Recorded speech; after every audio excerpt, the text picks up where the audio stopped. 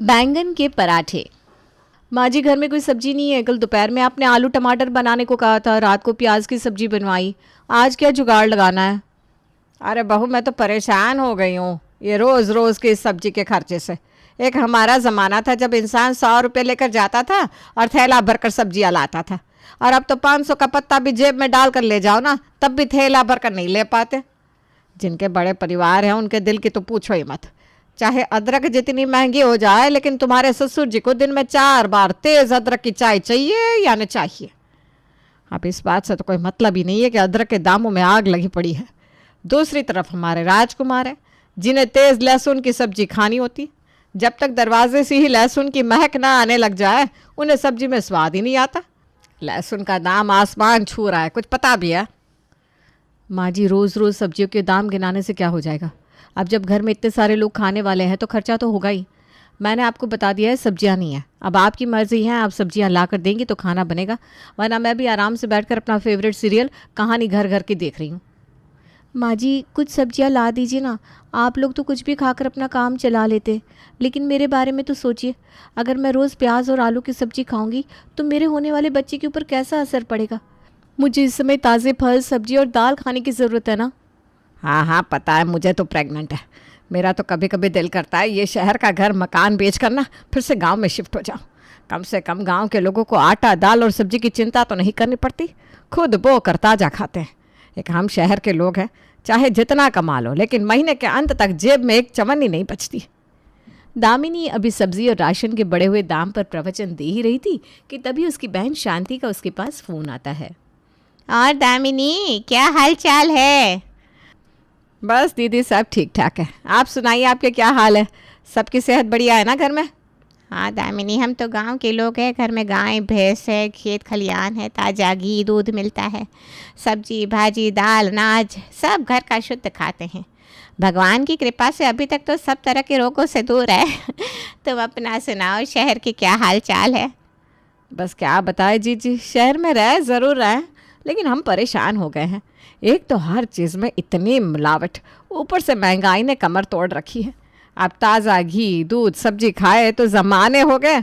हम तो केमिकल को पका पका कर खा रहे हैं। अब ये केमिकल की सब्जी भाजी खा कर काहे की सेहत। बस चीज़ें चल रही है गाड़ी। मेरी बात मान, गांव चली आ कुछ दिन के लिए। यहाँ आकर शुद्ध घी दूध फल सब्जियाँ खा पी कर देख, कैसे तेरी तबीयत एकदम दुरुस्त हो जाती है। बहन से बात करके जैसे ही दामिनी फ़ोन रखती है, एक बार फिर सामने बहू लक्ष्मी आकर खड़ी हो जाती है। माँ जी कुछ सोचा आपने? सब्जी लाएंगी या फिर मैं भी रजाई में आराम से लेट जाऊँ? क्या थोड़ी थोड़ी देर में सब्जी के लिए चली आती है? सुन ली मैंने तेरी रामायण के घर में सब्जी नहीं है। देख, मेरे पास एक आइडिया है। अभी अभी मेरी जीजी का फ़ोन आया था, उन्होंने हम सबको गांव बुलाया है। ऐसा करते हैं, गांव चलते हैं, 2-4 दिन वहाँ पर रहेंगे और लौटते समय ना ढेर सारी सब्जियाँ बंधवा कर ले आएंगे। कम से कम कुछ दिन के लिए तो ये सब्जी खरीदने के बाद टल जाएगी। कैसी बात करती हैं माँ जी आप? अरे गांव जाकर कितने दिन की सब्जी ले आएंगी आप? सब्जी कोई बादाम काजू थोड़ी ना है जिसे सुखा कर डिब्बे में भर कर रख लेंगी। 2-4 दिन के बाद अपने आप खराब होनी शुरू हो जाएंगी। तू ना अकल से पैदल ही रहेगी हमेशा। अरे लहसुन प्याज आलू बोरी की बोरी खरीद लाते हैं लोग, कोई 2 दिन में थोड़ी ना खराब हो जाता है। और मुफ्त का मिल जाएगा वहाँ से कम 2 महीने तो चला ही लेना। दामिनी बड़ी उम्मीद से बहन शांति के यहाँ गई थी कि 2-3 दिन मुफ्त की दावत उड़ाएगी और फिर उसके बाद महीने 2 महीने की सब्जियाँ बंधवा कर ले आएगी। लेकिन क्या दामिनी की उम्मीद पर बहन शांति खरी उतरेगी या फिर अभी कहानी में ट्विस्ट आना बाकी है? जानने के लिए कहानी को पूरा देखना है गांव पहुंचने के बाद।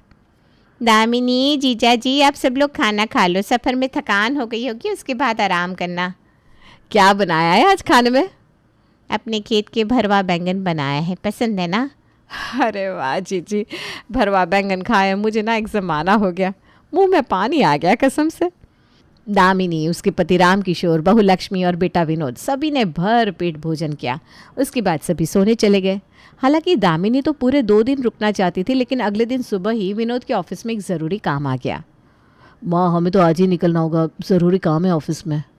अच्छा कोई नहीं बेटा, नौकरी से ज़रूरी तो और कुछ भी नहीं है। तू कहता है तो हम आज ही लौट जाते हैं। दामिनी वापस लौटने लगती है तो फिर जाकर धीरे से शांति से मिलती है। जी आपके खेत की सब्जियों में ना बड़ा स्वाद है, थोड़ी सी पैक करवा देना। अब यहाँ तो रुक नहीं पाएंगे, वहीं जाकर खा लेंगे। हाँ हाँ, क्यों नहीं। इस साल तो ज़्यादा सब्जियां लगाई नहीं है, जो है मैं सब रखवा देती हूँ। शांति ने बड़े बड़े थैलों में भरकर सब्जियां दामिनी की गाड़ी में रखवा दी थी। कुछ देर बाद दामिनी वापस अपने शहर पहुंच चुकी थी। अरे बहू, जाकर गाड़ी में से सब्जियों के थैले निकाल कर लिया। देखे तो सही क्या क्या भिजवाया है दीदी ने। वेदिका तुम भी चलो ना, इतना वजन मैं अकेले तो लाऊंगी नहीं। क्या है बड़ी बहू? अरे वेदिका प्रेग्नेंट है, अब क्या ऐसी हालत में वो सब्जियों की भारी बैग उठाएगी? कुछ तो दिमाग लगा लिया करो भाई तुम। अच्छा ठीक है माँ जी, लाती हूँ मैं ही लेकर आती हूँ बस। बैग लाने के बाद माँ जी देखिए तो इस पे तो बस बैंगन ही बैंगन भरे हैं, और इस बैग में टमाटर और लहसुन। सत्यानाश, इतना पेट्रोल फूंक कर गांव गए और जीजी ने ये सब्जियां पकड़ा दी जो किसी काम की नहीं है। 10 रुपये किलो बिक रहे हैं टमाटर, और ये बैंगन, इससे तो जल्दी से कोई खाने को तैयार ही नहीं होता। बस ये लहसुन काम की चीज़ है, बाकी सब बेकार। लेकिन अगर मैंने बहू के सामने बैंगन देख कर टेढ़ा मुँह बनाया ना, तो इन दोनों को भी मौका मिल जाएगा और ये पूरा का पूरा बैंगन का थैला उठाकर कूड़े में फेंक देगी। अब जो सब्जी आ गई है उसे खाकर ही काम चला लेते हैं, कुछ दिन का तो खर्चा बचेगा। अरे वाह बहू, जीजी ने तो इतने सारे बैंगन दिए हैं। पे बैंगन देकर मेरे मुंह में तो पानी आ गया। तो ऐसा कर बेटा, अब जब तक ये बैंगन है ना, घर में बाजार से सब्जी लेकर आने का नाम मत लेना, अब बैंगन ही बनाना। ठीक है माँ जी, जैसा आप कहें, बना देती हूँ ये बैंगन, मुझे क्या है। बड़ी बहू लक्ष्मी जाती है और आलू बैंगन की सब्ज़ी बनाकर तैयार कर देती है। पहले दिन तो घर में सभी लोग जैसे तैसे आलू बैंगन की सब्ज़ी खा लेते हैं। अगले दिन खाने में क्या बना है? बड़ी तेज़ भूख लग रही है, जल्दी से खाना लगा दो। आलू बैंगन बनाया है बाबूजी, आप बैठिए, भाभी रोटियां सेक रही हैं, मैं गर्मा गर्म लाकर आपको खिलाती हूँ। अरे बहू, कल भी तो आलू बैंगन बनाया था, आज फिर आलू बैंगन बना दिया। अरे भाई, बाजार में सब्जियां मिलने बंद हो गई है क्या? क्यों जी, क्यों मेरी बहू को बोली बोल रहे हो? सब्जी बनाई है ना उन्होंने, रोटी खाइए और अपने काम पर जाइए। रसोई में क्या बनेगा क्या नहीं, ये देखना आपका काम नहीं है। अरे भाई, मैंने तुम्हारी बहू को कहाँ कुछ कहा है। मैं तो बस ये कह रहा हूँ कि जब सब्जी बना ही रही थी तो फिर से बैंगन बनाने की क्या ज़रूरत थी, कुछ और बना लेती। रसोई के खर्च के नाम पर कौड़ियाँ पकड़ाते हो आप मुझे, और ख्वाब देख रहे हो शाही पनीर के। देखिए जी, घर में अगर 10 लोग हैं तो सबकी पसंद के हिसाब से खाना नहीं बन सकता। घर की औरतों को खाना घर में रहने वालों की पसंद से नहीं, रसोई का बजट देखकर बनाना पड़ता है। ये बात आप तीनों बाप बेटे जितनी जल्दी समझ लो, आप लोगों के लिए उतना ही अच्छा है। ये रोज़ रोज़ खाने में मिन मेक निकालने से कुछ नहीं होगा। जब तुम्हारी तनख्वाह बढ़ जाएगी ना, तब आना बहू से शाही पनीर और मलाई कोफ्ता खाने की डिमांड करने। अभी जितनी तनख्वाह है उसके हिसाब से ये आलू बैंगन ही मिलेगा। इतना कहकर दामिनी अपने कमरे में चली जाती है। एक बात बताओ बहू, ये वही बैंगन है क्या जो तुम्हारी सास की बहन ने बोरे में बंद करके दिए थे? बिल्कुल ठीक पकड़ा बाबूजी आपने, वही बैंगन है। और सासू माँ ने सख्त निर्देश दिए हैं कि जब तक ये बैंगन ख़त्म नहीं हो जाते घर में कोई और सब्जी बनेगी नहीं। पेड़ा कर हो जाए। अरे ये 2 वक्त बैंगन गले से नीचे नहीं उतर रहा, वो बोरा भर के बैंगन कौन ख़त्म करेगा? मेरी तो तुम भूख हड़ताल ही समझ लो बहू। जब तक ये बैंगन ख़त्म नहीं होता मेरा खाना बनाना ही मत। अरे बाबूजी, कितने दिन भूखे रहेंगे? जो बन रहा है चुपचाप खा लीजिए ना, क्यों घर की शांति भंग करना चाहते हैं? बहू की बात बिल्कुल सही थी। बेचारे ससुर जी दामिनी देवी के सामने कहाँ टिकने वाले थे। उनकी आवाज़ सुनकर कितनी बार खिड़कियों के कांच टूटकर गिर जाया करते थे। ससुर भोला राम उनके सामने क्या चीज़ थे। बेचारे चुपचाप आलू बैंगन खाकर अपनी दुकान की तरफ निकल जाते हैं शाम के समय। अरे लक्ष्मी, डिनर के लिए क्या बनाने वाली हो? डिनर में आलू बैंगन बनेगा। क्या कहा, आलू बैंगन? अरे तुम्हारी सुई आलू बैंगन पर ही आकर क्यों अटक गई है?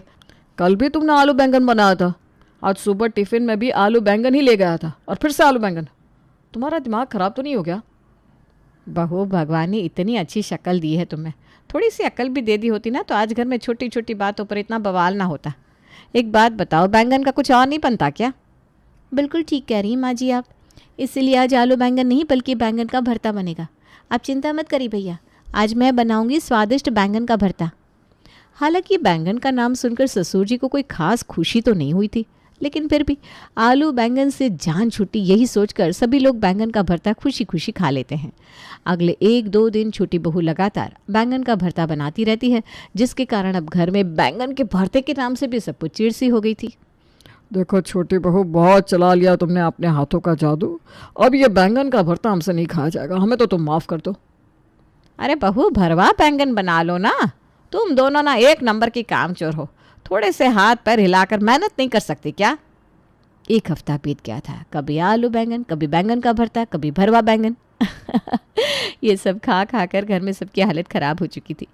बड़ी बहू लक्ष्मी देख रही थी कि अब तो बैंगन का नाम सुनकर ही घर में सबके चेहरे सफ़ेद पड़ जाते हैं और कोई भी पेट भर के खाना नहीं खा रहा। देख बहू, मैं पहले ही बता रहा हूँ, अगर आज भी तुम्हारी सास तुमसे बैंगन की सब्जी बनवा रही है तो मुझे माफ़ कर देना, मेरा खाना मत बनाना बेटा। अब मुझसे बैंगन नहीं खाया जाएगा। अरे ऐसे तो सबकी सेहत खराब हो जाएगी। माँ जी तो ज़िद्दी है, वो तो झुकेंगी नहीं। मुझे ही कोई और रास्ता निकालना पड़ेगा। ठीक है बाबूजी, आज मैं पराठे बनाऊंगी। पराठे तो खाएंगे ना आप? वाह बहू, आज तुम पराठे बनाने वाली हो। पराठे मैं जी भर के खाऊंगा। शाम को जब सब लोग ऑफिस से आ जाते हैं, बड़ी बहू चुपचाप बैंगन को रसोई में ले जाकर उनके पराठे बना देती है। बहू जी, आज तो पराठों की खुशबू से पूरी रसोई महक रही है। लग रहा है मौसी के दिए बैंगन ख़त्म हो गए। ऐसा नहीं है, किसी गलतफहमी में रहने की ज़रूरत नहीं है। ये बैंगन के ही पराठे हैं। क्या कहा, बैंगन के पराठे? अरे भाभी, आलू बैंगन, बैंगन का भरता, भरवा बैंगन खिला खिला के आप लोगों का पेट नहीं भरा था? जो टॉर्चर करने के लिए बैंगन के पराठे भी बनाने चालू कर दिए आपने। बहुत सही कहूँ तो तेरी तरह बैंगन की घिसी पिटी सब्जियों से तो मुझे ये पराठा बढ़िया लग रहा है। अब इसमें तो और भी बचत है। तू ना ऐसा कर, बस अब रोज़ चाय के साथ ये बैंगन के पराठे बना दिया कर और साथ में हरे धनिया की चटनी। वाह जी वाह, मज़ा आ जाएगा। ठीक है माँ जी, अब बैंगन तो ख़त्म करना ही है। मैं भी अब से रोज़ सिर्फ बैंगन के पराठे ही बनाया करूँगी। वैसे भी भरवा बैंगन और बैंगन का भरता बनाने में समय भी बहुत लगता है।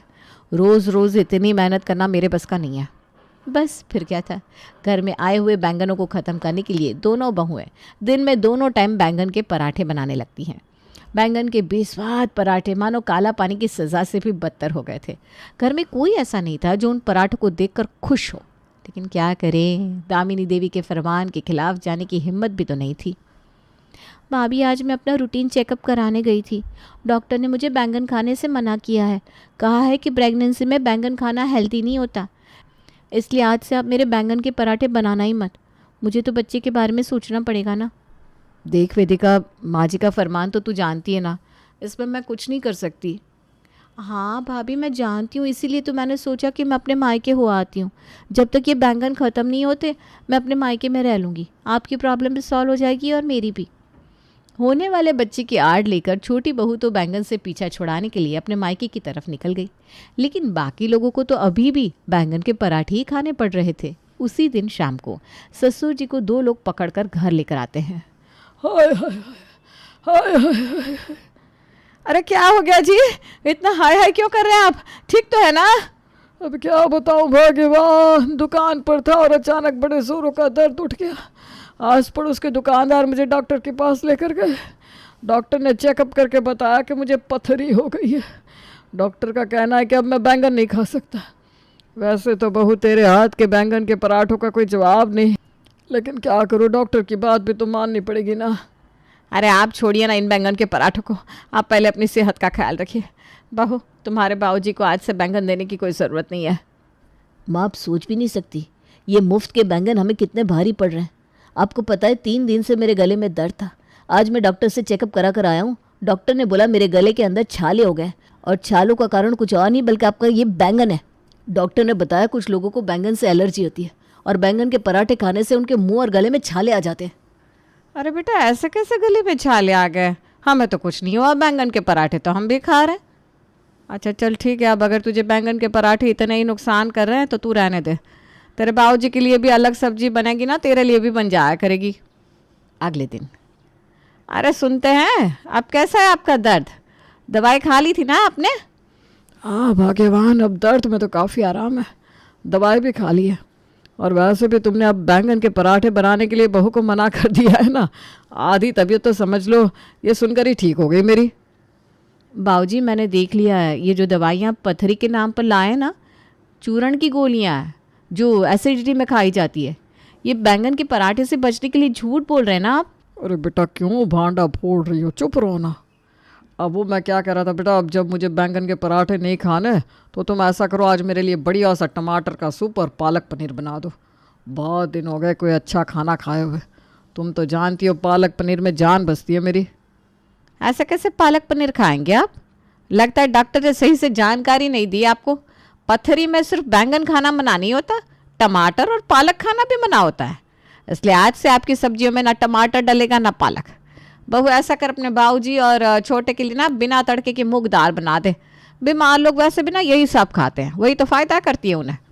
और सुन, तू बता रही थी ना बैंगन भी ख़त्म हो गए, तो आज हम सबके लिए बढ़िया सा मटर पनीर बना दे। बिल्कुल ठीक कहा आपने माँ जी। आज तो मटर पनीर की सब्जी और पूरियाँ खाएंगे, मज़ा आ जाएगा। क्या बैंगन ख़त्म हो गया? इसका मतलब अब बैंगन के पराठे खाने की कोई ज़रूरत नहीं थी। बिल्कुल ठीक सुना आपने बाबूजी। मैं भी आपको यही बताना चाह रही थी, लेकिन आप तो कुछ सुनने को तैयार ही नहीं थे। सीधा पेट पकड़कर पथरी का बहाना बना दिया आपने। अब आपने बीमारी का इतना बड़ा बहाना बनाया है तो इतनी आसानी से माँ जी आपको छोड़ने वाली नहीं है।